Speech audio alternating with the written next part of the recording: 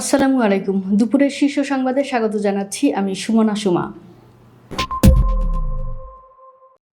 স্বাধীনতা দিবস উপলক্ষে স্মারক ডাকটিকিট উন্মোচন করলেন প্রধানমন্ত্রী।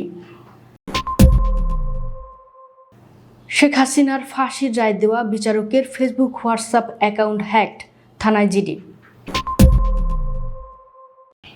সিনিয়র সহকারী সচিব হলেন 264 কর্মকর্তা। চাকরির বয়সসীমা 35 করার প্রস্তাব। ঈদে 10 লাখ টাকা সরকারি বরাদ্দের হিসাব দিলেন হাসনাত আব্দুল্লাহ। স্বাধীনতার 55 বছরেও বহু প্রত্যাশা অপূর্ণ, জামাত আমির। হাদি হত্যা মামলা, ফয়সাল আলমগীরকে দিল্লি নিয়ে গেছে তদন্ত সংস্থা। হুমকির মুখে দেশ ছাড়লেন নবীন পাঞ্জাবির এমডি। ডিএমপির 4 থানার ওসিকে বদলি।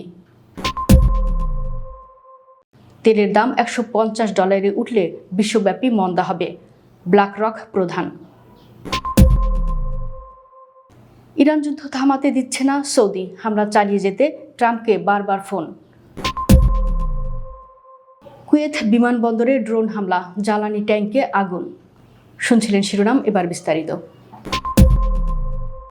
মহান স্বাধীনতা ও জাতীয় দিবস উপলক্ষে স্মারক ডাকটিকিট উন্মোচন করেছেন প্রধানমন্ত্রী তারেক রহমান। বুধবার সকাল 9:30টায় সচিবালয়ে প্রধানমন্ত্রী তার দপ্তরে এই ডাকটিকিট উন্মোচন করেন।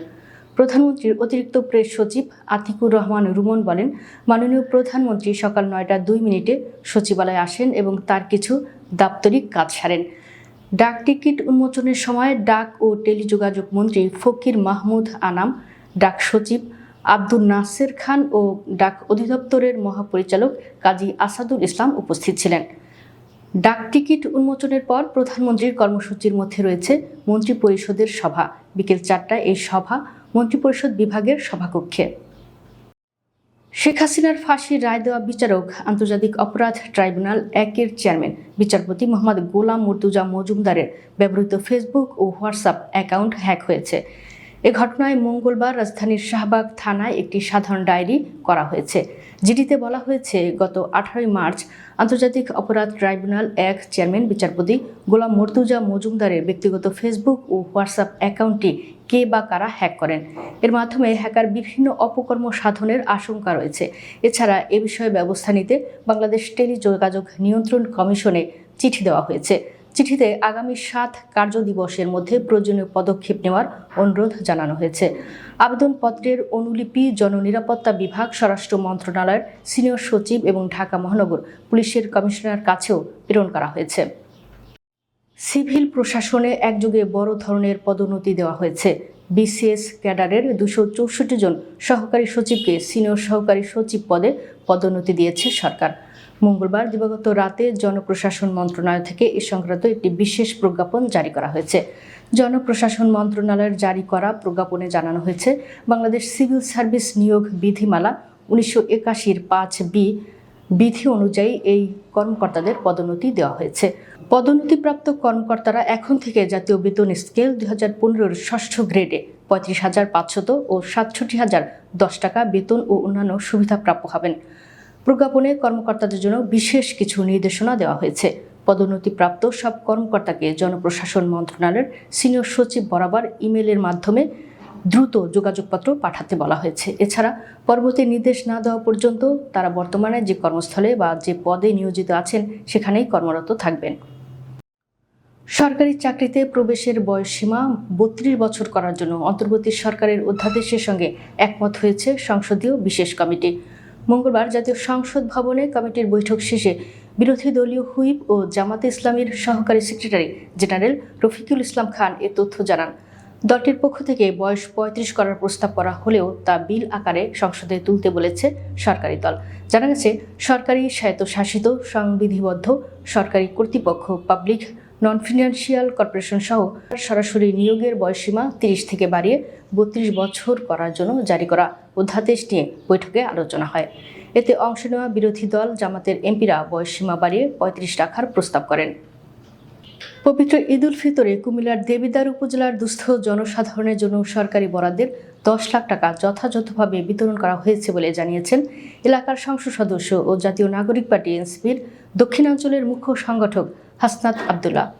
উপকারভোগীদের পূর্ণাঙ্গ তালিকা প্রকাশ করে 10 লাখ টাকা খরচের হিসাব দিয়েছেন তিনি। মঙ্গলবার রাত 12:10 জবাবদিহিতা নামের পেজে পোস্টের মাধ্যমে এই হিসাব প্রকাশ করেন হাসনাত। এর কিছুক্ষণ পর নিজের ভেরিফাইড ফেসবুক আইডিতে পোস্টটি শেয়ার করেন তিনি।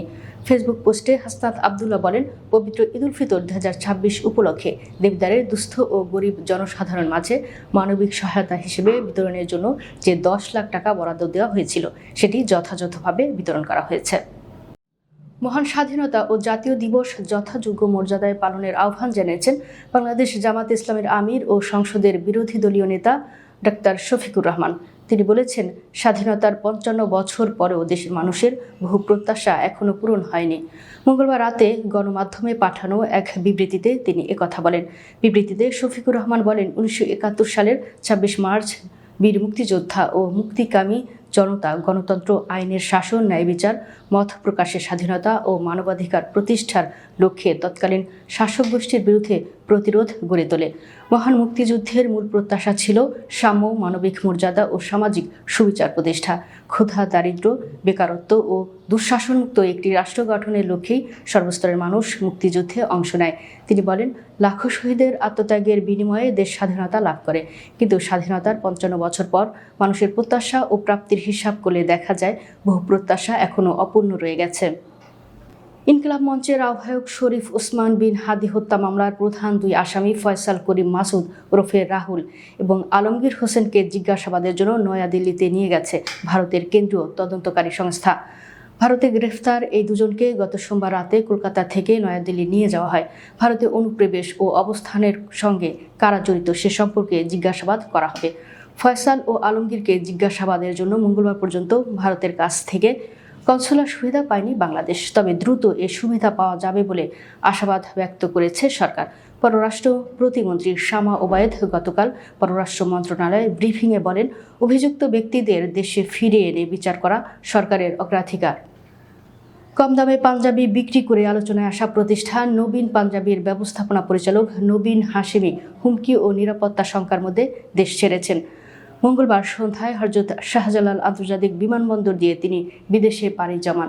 দেশ ত্যাগের বিষয়টি তিনি নিজেই সামাজিক যোগাযোগ মাধ্যম ফেসবুকে নিশ্চিত করেন। এর আগে একই দিন বিকেলে রাজধানীর মগবাজারে এক সংবাদ সম্মেলনে দেশ ছাড়ার ঘোষণা দেন তিনি।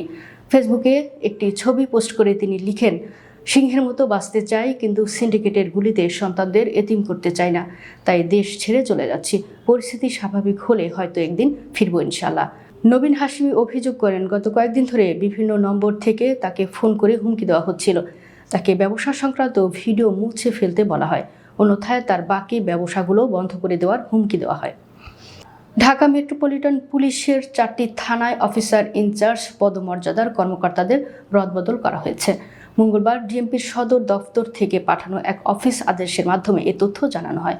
উপ পুলিশ কমিশনার আমির খসরু সই করা অফিস আদেশে বলা হয়, ডিএমপির উত্তর পশ্চিম থানায় ওসি কাজী মোহাম্মদ রফিক আহমেদকে গোয়েন্দা বিভাগে, গুলশান বিভাগের বনানী থানায় ওসি মোহাম্মদ খালিদ মনসুরকে, উত্তরা পশ্চিম থানায় ডিএমপির লাইন ওয়ারের ওসি মোহাম্মদ ফরিদুল ইসলামকে বনানী থানায় এবং লাইন ওয়ারের কর্মকর্তা মোহাম্মদ মাজহারুল ইসলামকে ভাটারা থানায় বদলি করা হয়েছে। ডিএমপি কমিশনারের নির্দেশক্রমে এই বদলি অবিলম্বে কার্যকর করার জন্য সংশ্লিষ্টদের কঠোর নির্দেশনা দেওয়া হয়েছে। বিশ্বের বৃহত্তম সম্পদ ব্যবস্থাপনা প্রতিষ্ঠানগুলোর একটি ব্ল্যাক রকের চেয়ারম্যান ও প্রধান নির্বাহী ল্যারি ফ্রিঙ্ক সতর্ক করে বলেছেন, আন্তর্জাতিক বাজারে তেলের দাম ব্যারেল প্রতি $150 পৌঁছালে বৈশ্বিক অর্থনীতি গুরুতর মন্দার মুখে পড়তে পারে। বিবিসিকে দেওয়া এক সাক্ষাৎকারে তিনি বলেন, মধ্যপ্রাচ্যের চলমান সংঘাতের চূড়ান্ত ফলাফল এখনও নির্ধারণ করা কঠিন, তবে পরিস্থিতি 2 ধরনের চরম পরিণতির দিকে যেতে পারে বলে তিনি মনে করেন। ফ্রিঙ্কের মতে, যদি সংঘাত দ্রুত সমাধান হয় এবং ইরান আবার আন্তর্জাতিক সম্প্রদায়ের কাছে গ্রহণযোগ্য হয়ে ওঠে, তাহলে তেলের দাম যুদ্ধপূর্ব অবস্থার নিচেও নেমে যেতে পারে। অন্যদিকে যদি সংঘাত দীর্ঘায়িত হয়, তাহলে তেলের দাম দীর্ঘ সময় ধরে $100 উপরে, এমনকি $150 কাছাকাছি থাকতে পারে। এতে বৈশ্বিক অর্থনীতিতে গুরুতর প্রভাব পড়বে এবং তীব্র মন্দা দেখা দিতে পারে। ইরানকে ঘিরে চলমান সংঘাতে যুক্তরাষ্ট্রকে আরও কঠোর অবস্থানে রাখতে সরাসরি উদ্যোগ নিয়েছেন সৌদি যুবরাজ মোহাম্মদ বিন সালমান। একাধিক ফোন আলাপে তিনি মার্কিন প্রেসিডেন্ট ডোনাল্ড ট্রাম্পকে ইরানের বিরুদ্ধে সামরিক অভিযান অব্যাহত রাখার আহ্বান জানিয়েছেন। মার্কিন কর্মকর্তাদের বরাতে নিউ ইয়র্ক টাইমস জানিয়েছে, সাম্প্রতিক দিনগুলোতে ট্রাম্পের সঙ্গে একাধিকবার কথা বলেছেন সৌদি যুবরাজ। এসব আলোচনায় তিনি স্পষ্টভাবে তুলে ধরেছেন, ইরানকে দুর্বল বা বর্তমান শাসন ব্যবস্থা ভেঙে না দিলে উপসাগরীয় অঞ্চলের দীর্ঘমেয়াদী নিরাপত্তা নিশ্চিত করা সম্ভব নয়। সূত্রগুলো বলছে, সৌদি নেতৃত্ব মনে করছে এই সংঘাত মধ্যপ্রাচ্যের রাজনৈতিক বাস্তবতা নতুনভাবে গড়ে তোলার একটি বড় সুযোগ তৈরি করেছে। তাই তারা চায় ইরানের কট্টরপন্থী সরকারকে স্থায়ীভাবে দুর্বল করা হোক। যুদ্ধ দীর্ঘস্থায়ী হলে ইরান সৌদি আরবের তেল স্থাপনায় আরও বড় ধরনের হামলা চালাতে পারে বলে আশঙ্কা করা হচ্ছে। কুয়েত আন্তর্জাতিক বিমানবন্দরের একটি জ্বালানি ট্যাঙ্কে লক্ষ্য করে ড্রোন হামলা চালানো হয়েছে। বুধবার দেশটির বেসামরিক বিমান চলাচল কর্তৃপক্ষ এ তথ্য জানিয়েছেন। খবরে বলা হয়েছে, ড্রোন হামলায় অগ্নিকাণ্ডের সৃষ্টি হলেও কোনো হতাহতের ঘটনা ঘটেনি। কর্তৃপক্ষ আরও জানায়, ঘটনার পরপরই জরুরি ব্যবস্থা গ্রহণ করা হয়েছে এবং অগ্নি নির্বাপক দল দ্রুত আগুন নিয়ন্ত্রণে কাজ শুরু করেছে। প্রাথমিক রিপোর্ট অনুযায়ী হামলায় কিছু স্থাপনার ক্ষয়ক্ষতি হয়েছে, তবে কোনো প্রাণহানির ঘটনা ঘটেনি। কুয়েতের বেসামরিক বিমান চলাচল কর্তৃপক্ষের মুখপাত্র আবদুল্লাহ আল রাজি কুয়েত নিউজ এজেন্সিকে বলেন, প্রাথমিক প্রতিবেদন অনুযায়ী হামলায় কোনো প্রাণহানি ঘটেনি। দর্শক, ভিডিওটি শেষ পর্যন্ত দেখার জন্য আপনাকে অসংখ্য ধন্যবাদ। নিত্য নতুন ভিডিও পেতে আমাদের ইউটিউব চ্যানেলটি সাবস্ক্রাইব করুন এবং নিয়মিত নোটিফিকেশন পেতে বেল বাটনটি ক্লিক করুন। আমাদের ফেসবুক পেজটি ফলো করুন। এছাড়াও আমাদের ভিডিও লাইক, কমেন্ট ও শেয়ার করুন। আল্লাহ হাফেজ।